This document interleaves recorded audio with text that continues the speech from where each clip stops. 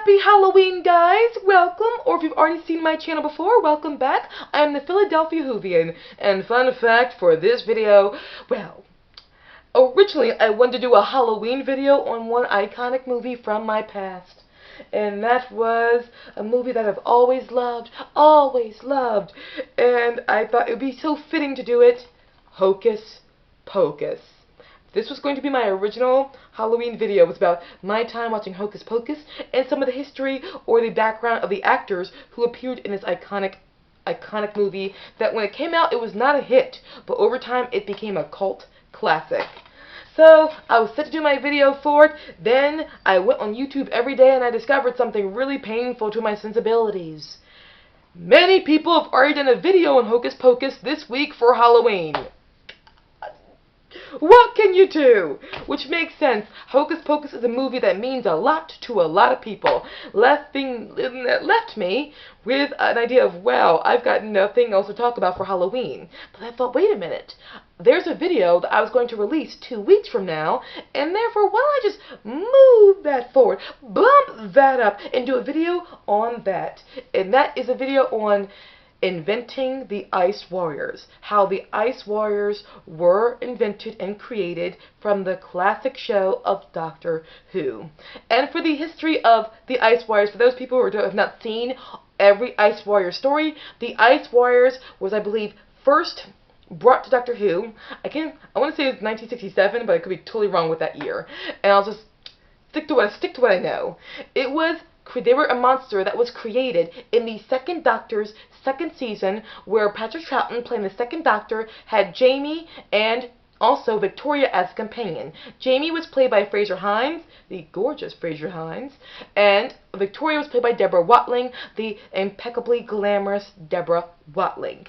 And the Ice Warriors was a story that was penned by Brian Hales. He would go on to bring the Ice Warriors back and do another story of them, The Seeds of Death, in the second Doctor's third and last season, where it was Jamie and Zoe as a companion. Then the Ice Warriors would be brought back again for the third Doctor's era with these 2 stories of The Curse of Peladon and The Monster of Peladon. But at this point, the Ice Warriors are not the central villain. In fact, in The Curse of Peladon, the Ice Warriors take on a whole different role, where actually they're more peaceful and they're actually trying to help solve the crisis. They are not the villains of that story. But in the Ice Warriors and The Seeds of Death, as well as I believe the Monster of Peladon, they are the overarching villains for those particular stories. And again, this story was penned by, all these stories were penned by Brian Hales, who did a very good job with realizing these creatures. And in New Who, I believe the first time that the Ice Warriors made a return was, sorry, I am completely blanking out here. But in the Series 7 of New Who, we have an Ice Warrior story, and then of course we have another Ice Warrior story in Series 10 of New Who. So the 11th and 12th Doctor's eras, we have those stories. So yes, I can't believe I was blanked out. I'm like, Series 7 and Series 10. Guys, wow. I'm sorry about that. Okay, take 2 and alright, so, when it comes to Brian Hales, what inspired, or was the beginning drive, the motivation of Brian Hales for inventing the Ice Warriors? Actually, it was the producer of the time, in the 1960s, who was the head of Doctor Who, Enos Lloyd. Did I say that really strangely? Enos Lloyd. There we go. Enos Lloyd, the producer at the time, he wanted a monster that he thought could be almost equivalent and rivaling the Daleks and the Cybermen, that have the same intimidation factor. And Brian Hales sat down and thought about it and came up with the Ice Warriors. And the Ice Warriors, the first story he penned, does a lot of things at one time. Not only does it give you a very imposing and unique monster, but also the Ice Warriors, the story itself, has a lot to tackle when it comes to climate control, as well as looking about your environment. For the plot of the Ice Warriors is, we are met with these scientists or people who are working on this machine called the ionizer, because the ionizer is going to help melt glaciers. See, this planet Earth, is now literally covered with glaciers, moving glaciers. Why? Because as time went by, humanity began to substitute natural food with artificial food, and thus the need for natural growth or plant life was no longer needed that much. So the plant life decreased very much, and also made way for, like terminology, colonization, or people making more housing, more estates for people to live on. So the plant life got less and less and less. What did this do to the environment? What it naturally would do. Because plant life pretty much controls the carbon dioxide factor on planet Earth.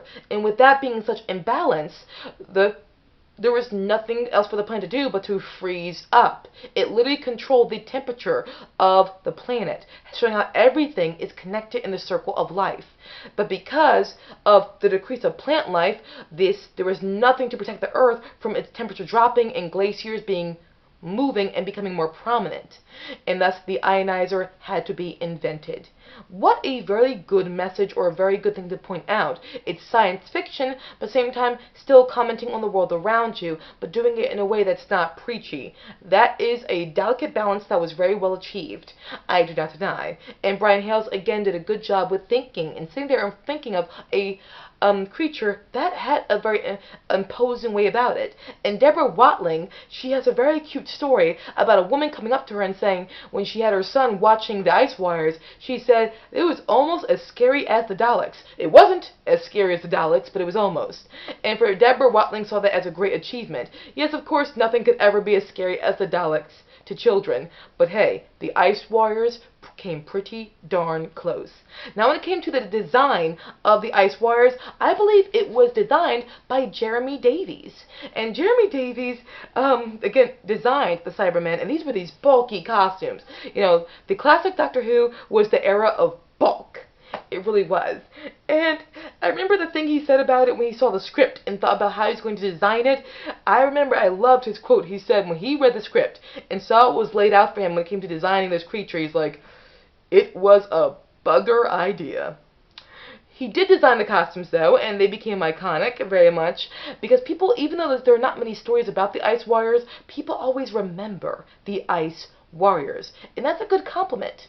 However, Jeremy Davies, at the time when he first saw the serial, when it was aired, he thought overall it did not look good.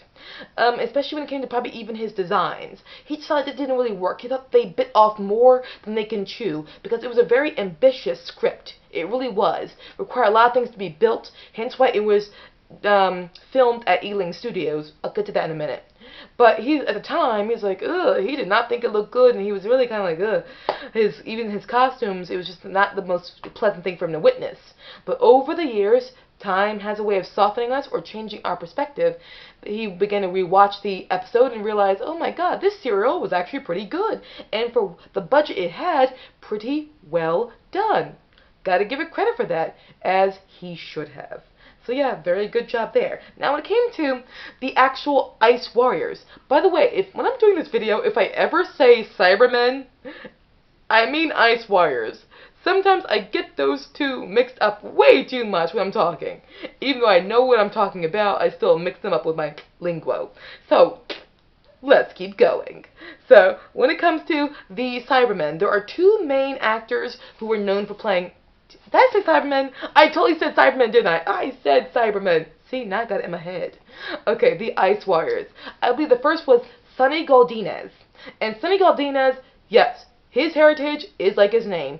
Sonny Galdinez, even to this very day, has a thick accent from his native land he's from, and he represents something I've touched on when it came to the Second Doctor's era, the constant attempts for organic cultural diversity. Even though he was hidden in this costume, Sonny Galdinez was a, ethnic actor who also did show up on Doctor Who before, and there was no costume covering him up, so you saw that he was an ethnic actor. And that was Deborah Watling's first story, The Evil of the Daleks. He got on with Derek Martinez so well when he did Evil of the Daleks that he wanted him back to play an Ice Warrior, which made sense because Sonny Galdinez is a tall man. Also, he's like 250 or 60 pounds, so he called himself, he said, I was a lot of man back then.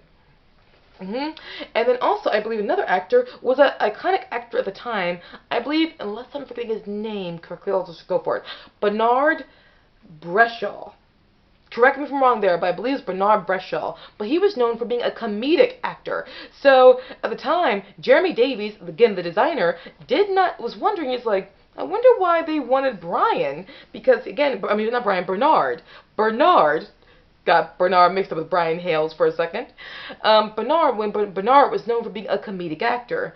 But again, Bernard was a really tall actor. So his physique really worked. And he really, like Sonny, took it seriously. For example, when the Ice Warriors were not on camera, they even said, okay, and I think one of the actors even said, it was probably even Patrick Troughton who said to Bernard, well, Bernard, you know what? You don't have to be in your costume when you're off camera, give me the lines. Just be sitting there with a script and give me your lines. But Bernard did not want to do that. He wanted to be in full costume, even with all that heavy stuff on him, because he really took it seriously, but also he loved doing something different. And that also goes with Sonny. Their costumes, okay, Sonny Godinez, his memory of the costume was hilarious. He said, again, it was this big thing, like bulky, and he wondered how they were going to put it on him, and he saw some guys walk forward with a screwdriver and a spanner, and they screwdrived and spannered him into the costume, but then they went in between his legs, because his boots went all the way up to his thighs, and he's like, whoa, what are you doing? Be careful down there. Yeah, they screwdrived and spannered these men into the Ice Warrior costumes. Oh, that is just something. I believe this Ice Warriors first aired in November and December of 1967, but again, I could be very wrong about that. Could be very, very wrong. Okay. And again, the Ice Warriors episode was filmed in Ealing Studios, which made sense, because this was a big set. They were really about trying to, with the budget they had, making it look like this really cold place they were in. And Ealing Studios had the size to allow them to film here, and with great effect. The sets for the Ice Warriors, and remember, this is 1960s, was very impressive, especially on the budget that they had. It really was. Okay, and here's the thing, in the 30th century, they tried to take over Earth by changing the planet's atmosphere. That was Seeds of Death. But again, in the 40th century, their whole character landscape changed with the curse of Paladin, where you see the Ice Warriors be good in a certain way. Yes. But when it came to the Ice Warriors, now we know that the beginning stories of that, the idea of Enos Lloyd wanting to create a new monster, which is very important. This is the thing I like about Classic Who. It's something I've always been reinforcing when it came to New Who. The importance of creating new monsters while still maintaining older monsters, but making the new monsters as equally impressive as the older monsters. It's not, you can't just create a new monster. You got to create a new monster that has the same weight and awesomeness as the monsters that came before it, or else why would anyone want to go and see it again? But what I loved about it was Sonny Godinez's his quote when he said he was done filming the Ice Warriors. Love it, and I wrote it down here so I can read it to you. Sonny Godinez, again, representing what I also supported, the idea of organic cultural diversity in the Second Doctor's era. But he said, when the show was a wrap, the Ice Warriors, he took the costume off and he had tears in his eyes. Because of all the shows he worked on at the BBC and ITV, Doctor Who was the only set he worked on that he felt comfortable on. He felt like he was losing his family. Classic Doctor Who, especially in the Second Doctor's era, had a very homey feel on set. Something about Patrick and Frasier and all in the female companions alongside them were known for having a very fun time on set and giving people a happy feeling on set. Hence why JNT, John Nathan Turner, was so gung-ho to get Frasier and Patrick back in the Two Doctors. And it shows on screen how much they were a family. So yes, this is my video on inventing the Ice Warriors. I admit there's not much technical or thought process, long drawn out thought process behind how the Ice Warriors got invented, but that's the thing about some writers. Sometimes they just sit down and it's like, woo, got an idea? Let's just go with it. Don't need a journey, just need a paper and a pen. So guys, thank you so much for watching. Hope you enjoyed this. And again, happy Halloween for those of you guys who celebrate Halloween. Bye guys.